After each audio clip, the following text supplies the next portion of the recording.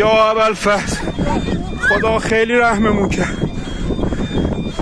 یا ابوالفضل یا ابوالفضل خیلی خدا رحم کرد. وای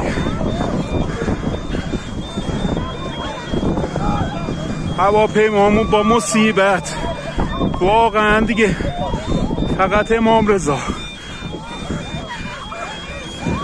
وای